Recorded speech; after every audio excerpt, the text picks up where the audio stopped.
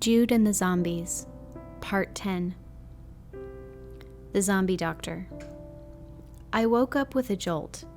I wasn't strapped down, but I was in a white room on a sterile bed. I looked around. Jude was close by in a bed identical to mine. He was hooked up to an IV that dripped quietly and a heart monitor. It beeped irregularly, and that worried me. He moaned every once in a while. His wrist was now just a faint gray color. The bite mark had yet to fade, but it was good to see the surrounding skin almost normal again. I rubbed my face as I tried to reposition myself. I, too, was attached to an IV and a heart monitor. A nurse came into the room. I wouldn't have known she was a nurse if she hadn't been wearing a surgical mask. She was covered in the same thick fabric the men in the van wore. She looked surprised to see me awake. "Good afternoon," she said. "Afternoon?" I asked. "Yes, you've been in and out for 3 days." I swallowed. My throat was parched. "Can I have some water?" I asked. She nodded and left the room. I sat up and leaned my back against my pillows. There was a TV in the corner playing an old tape of soap operas. It was scratchy and too low to hear, but I watched anyway. The nurse returned holding a tray with a plastic pitcher and cup on it. She poured me some water and handed it to me. "Thank you." I sipped at the water. It felt wonderful, slipping down my parched throat. I drank a bit more, then set the cup aside. "What's going on?" I asked. "I should get the doctor," she said. I looked at Jude. "How's he?" I asked. "He's alive," she said. She left the room to retrieve the doctor. I watched another 15 minutes of the TV before the tape stopped in the middle of a commercial for a technical college. I looked over at Jude and saw his eyes were open. "Jude," I whispered. He looked creepy, just staring at the TV, barely breathing. His eyes moved to me. He tried to smile. "Mom." It was just a whisper of breath. "Hey, Judy." I fought back the tears that pooled in my eyes. I was so sick of crying. "How are you feeling, kiddo?" "Tired," he said. His voice was so wispy, like tufts of dandelion puffs. "You sleep, honey. You'll feel better soon." He nodded and closed his eyes again. I sniffed and glanced up at the door. A man was standing there. Unlike the other people I'd come into contact with, he wasn't wearing thick fabric on his extremities. He wore a white lab coat, black trousers, a white button-up shirt, and tennis shoes. "He's doing well for how far along he was," he told me. "Oh." I tried to dab at my eyes nonchalantly. He was kind enough to not acknowledge it. "I'm Dr. Carlson," he said. "You can call me Patrick." He moved into the room and took a seat next to me. "So, you treated me and my son?" I asked. "I did. And through treating you, I found out he's not your biological son." He paused. When I didn't answer, he went on. "Is he your stepson?" he asked. "In a sense. He showed up on my doorstep one night, or morning, really," I said. "What do you mean your doorstep?" he asked. His voice was soothing. "You were able to defend your home?" "Sort of. They stay away from me," I said. He nodded. "How do you know that?" I asked. "Jude has spoken a few times, sometimes consciously, sometimes in his sleep," Patrick said. "We examined you more closely when he mentioned your illness." "Oh," I said. "He woke up enough to tell you about it?" "About as much as he woke up just now. He wants to be able to get up and help, but his body simply won't let him," Patrick said. "We gave him the antidote very late in the process." "Will he live?" I asked. "I think so. It's a long recovery, but he should be okay." I nodded. "Are you ready to talk about yourself now?" Patrick raised his eyebrows, but it wasn't playful. It was very serious, I could see that. "Myself? I haven't thought of myself since Jude showed up at my house," I said. "I think now is an appropriate time to start," Patrick said. He was encouraging, but not pushing. "We don't have to talk now, of course." "No, I mean, yes, let's talk." I felt uncomfortable. My bed was still flat down. I was trying to hold myself up. I squirmed a bit. "Here." The doctor reached across my lap and grabbed a remote. As he reached, his sleeve pulled up to reveal a crescent-shaped mark on his hand. It was right at the base, not quite the wrist or hand either. "You were bitten," I said, feeling tense. "I was. Very long ago, it seems." He left it at that. He pushed a button on the remote, and the head of the bed began to move up slowly. When it was supporting my back comfortably, he sat down again. "So," he said. "Yeah?" I said. There was an awkward pause. "Just start at the beginning," he said. "Oh, I'm talking." I paused. "Well, when it started, the zombies didn't break in. I thought it was a fluke. One day I'd had enough of living alone and went outside.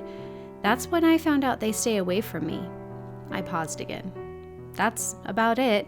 I lived alone until Jude showed up. Then randomly the internet started working. We found a website. Well, he did really. And we emailed." "The internet. That would have been us. We weren't sure how far it reached," Patrick said. "How did you get it to work?" I asked.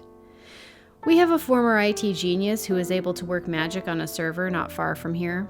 It went down for 2 months because he was attacked while doing a routine maintenance check." "Is he all right?" I asked. "He is now, yes. We managed to get him the antidote before it was too late, but his recovery was slow." Patrick eyed me for a second. "So the dead, they leave you alone?" "Oh yeah, sorry. They do," I said. "Do you know why?" he asked. "I have no idea why," I said. "Look, I'm not a doctor, but I know there's something wrong with me, and that's why they stay away. But I don't know what's wrong with me." Patrick sighed. "You have brain cancer."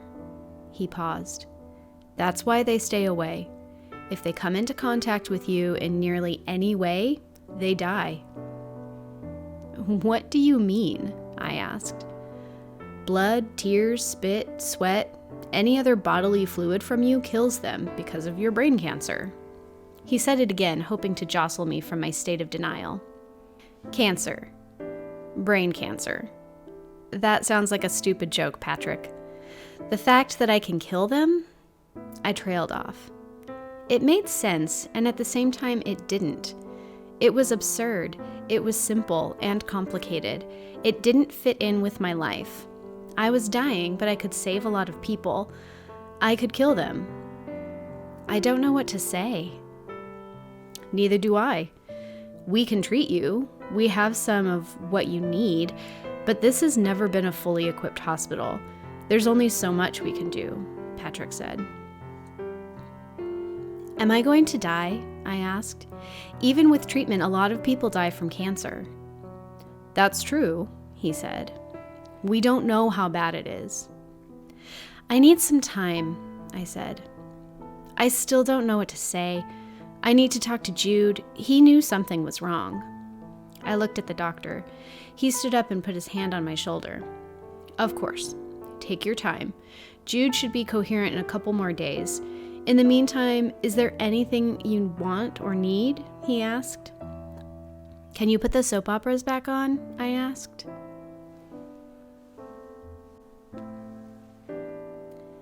The Pondering of a Dying Woman. Selfish reasons ran through my head. Getting well and being Jude's mother until when? Just getting well, even if Jude never recovered? I didn't see the point of that. It was either him and me or nothing now. The nurse came back into the room a few times while I watched TV and thought over my life. She changed out Jude's IV and checked mine. She asked if I wanted anything to eat, and I shook my head. She took me off the heart monitor. Jude moved in his sleep and talked a little. The things he said weren't making sense. It sounded like disjointed poetry. I rolled on my side and watched him for a while. I forced my eyes and rotting brain to memorize every detail of his face, how his ever shaggier hair fell on the pillow and across his forehead. I should have cut it before we left. I had no idea how to cut boys' hair. Patrick came back a few times to change out the tapes. He didn't push me, but gave me meaningful looks. I knew I couldn't think about it forever. The fact was, I didn't know what he wanted from me. Did he want me to live for a bit so he could utilize my bodily fluids and turn them into some sort of deadly poison for all those dead people? How would he do that? Who could get close enough to inject them and not get hurt? Did he want me to live, or did he care either way? What kind of treatment was available? What does Jude think of all this? I continued to watch him, willing his eyes to pop open and for him to be fully recovered. But it didn't happen. When Patrick came in again to switch tapes, I decided I needed more information before I could decide anything.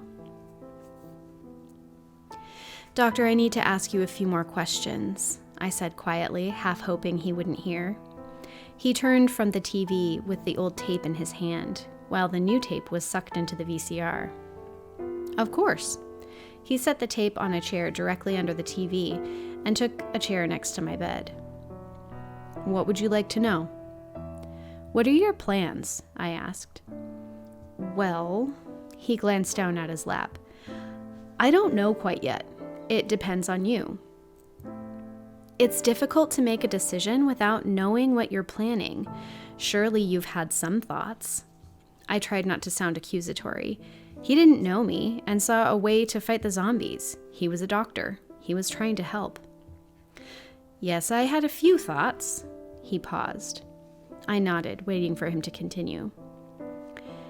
"Here's what I would like to do in a basic sense. I'd like to take some blood, which we've already done, of course, for your initial blood tests, but I'd like to take a little more. I may be able to use it to create some sort of serum that combats the cells of the dead." "I'm confused. Haven't you already got a serum or antidote or whatever that combats the living dead cells? The guys in the van gave it to Jude," I said. "I know, I was one of the men in the van. My partner Roger gave it to him," he said. "That antidote only works on people who are still living. We've tested it on the actual dead, and it has little to no effect on them. It seems to just make some of them angry. Our theory is that since there is no longer any living flesh to help the repairs along, it's useless." "You have dead here?" I asked. "You test on them?" "Yes, we were able to capture about 5 and keep them in a secured area. There's no need to worry about that. You're quite safe," Patrick said. "Well, yeah, and they leave me alone, so worst comes to worst, you and all your people can come hang out in here," I said. Patrick laughed quietly. "You're right, yes." "So you're not trying to make them normal again?" I asked abruptly. He looked uncomfortable again. "Well, no. I don't think there's a way to turn them back, really. The damage that's been done to their bodies is significant. They are dead, after all. We're looking for a way to kill them," he said. I looked down at my hands. Did I want to be involved in that? How could I not be? Thousands of people would be saved. Those in hiding could come out. "What about shooting them?" I asked. "We do shoot them on occasion to defend the hospital and whatnot. What I'm trying to do is find a way to make a sort of virus that the living dead pass amongst themselves," Patrick said. "Do you think there are a lot of people that could benefit from that?" I asked, meeting Patrick's eyes. He didn't hesitate. "I do. I really do. We have survivors arriving at the hospital at least once a month, and after hearing about Jude's survival, I believe there are more people in hiding than we think," he said. "You know, I used to think there was no one in hiding. I used to think I was totally alone. That was awful." The doctor nodded and clasped his hands together. I thought he might want to hold my hand or pat my leg or something. I was glad he didn't.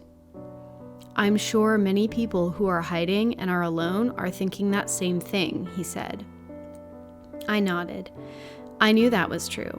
I was totally alone until Jude. "Can I still have treatment? Can I still try to get well?" I asked. "Of course you can. We'll take all the blood we need from you and then you can begin the treatment," he said. I don't want to start until Jude is fully recovered, I said. The doctor watched me for a moment, then nodded. We can start whenever you want, he said. I thanked him, and he got up quickly and left the room. Within the next hour, Patrick, the nurse I'd already seen, and a new nurse came back to my room. They took a pint of my blood. I watched Jude as they did it. I was doing it for him. I was doing it so he could have a normal life, so he could let the cat in without being attacked. The child awakes. The next day, Jude woke up and stayed awake for an hour. He was still a little groggy, but I was able to talk to him and let him know a little about what was going on. He knew most of what had been said. He could hear us talking distantly, but he was in such a deep sleep he couldn't contribute. He also had trouble focusing on the conversation and couldn't figure out if it was a dream or real. So they took your blood? He asked me. They did. They took a lot, I said. They took me off the IV and I can walk around a bit now. I smiled. Did you tell them you were sick? He asked. They figured it out. Oh, he said. Well, are you okay now? Did they give you medicine? Well, no, it's a bit more serious than that, I said. What is it? He asked. It's cancer, Jude, I said quietly. He looked at me, not saying anything for so long, I thought I would have to explain it to him, but then he spoke. My grandpa had cancer.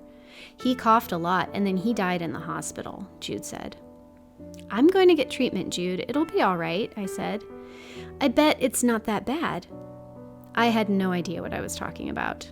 I hadn't had a CAT scan yet, and so no one knew how serious this tumor could be.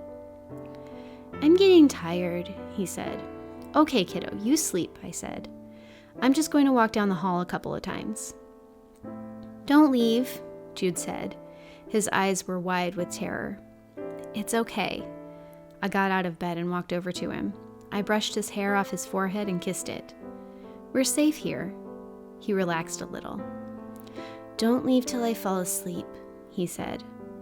I sat on the side of his bed and held his hand until his grip loosened and his breathing was slow and even.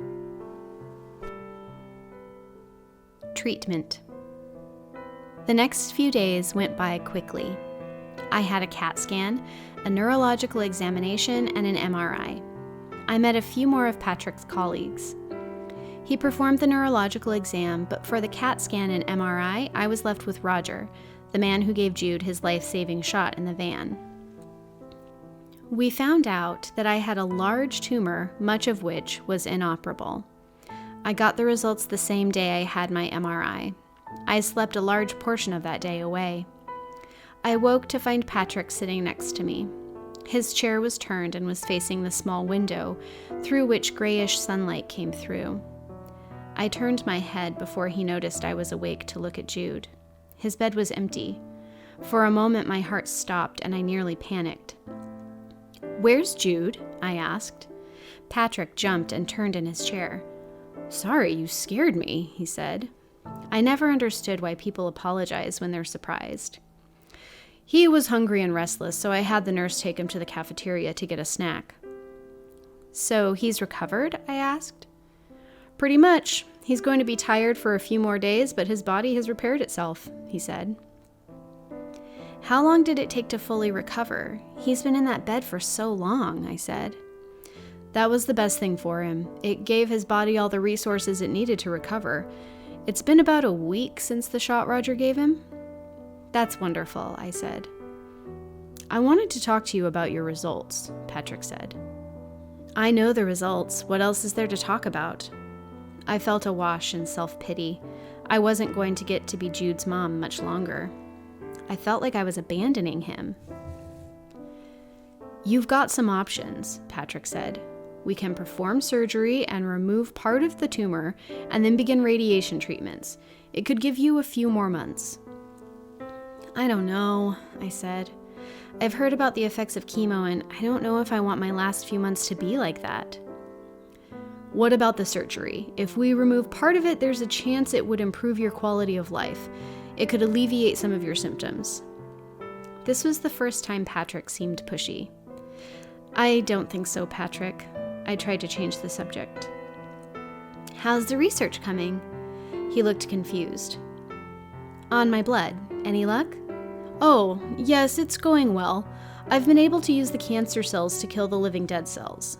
It's been converted into a serum and was injected into 2 of our 5 dead. They are slowing down, and one we think is actually dead. The other 2 stay far away from the ones we injected. They are starting to show signs of slowing as well. It's not instantaneous, but it's a step in the right direction. Good, so I helped, I said, looking out the window past Patrick. Yes, you've helped a lot, he said. He took my hand. I looked down at it, then back at him. Thank you, he said.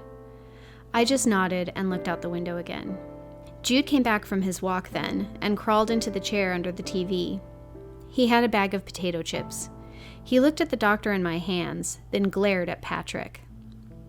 Well, the doctor said, releasing my hand, I should get back to work. He got up and left the room. I knew why he was leaving us alone. Jude stared daggers at Patrick's back as he left the room. Then he looked back at me. He took a chip out of the bag and ate it. Hey, Jude, I have something to tell you, I said. What? He asked suspiciously. Is Dr. Patrick your boyfriend now? There was a surprising amount of venom in his voice. No. So what if he was? He saved your life, you know. Jude shrugged and looked darkly into his bag of chips. Yeah, so, he said. I shook my head and smiled, then remembered what I actually did have to tell him. I had my tests yesterday, I said. Jude's eyes snapped up from the bag. It's not good, kiddo. His arms lowered, his chips slid quietly to the floor. He got up and walked over to the chips, crunching them under his slippers. He climbed onto my bed and curled up next to me.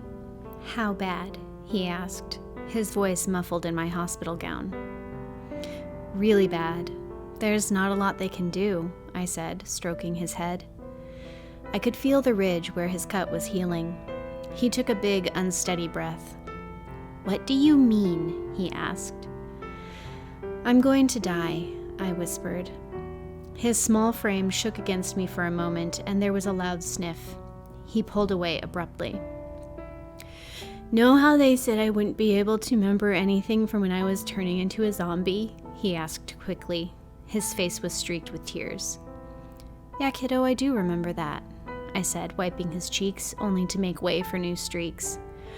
Well, I do remember something. You told me you loved me, and I wanted to say it back, but I couldn't, and I was so scared. He sobbed and spoke, his breath coming in big gasps. I could almost not understand what he was saying. I wanted you to know that I do love you. The last words were almost drowned out in sobs. I pulled him close to me again, and he cried into my shoulder. I love you too. I'll always love you, kiddo. Jude. My mother died a few weeks later. I lost her again. She saved the world, though. Her blood was used to kill the living dead. It was never quick, and it was never painless, but they did eventually die.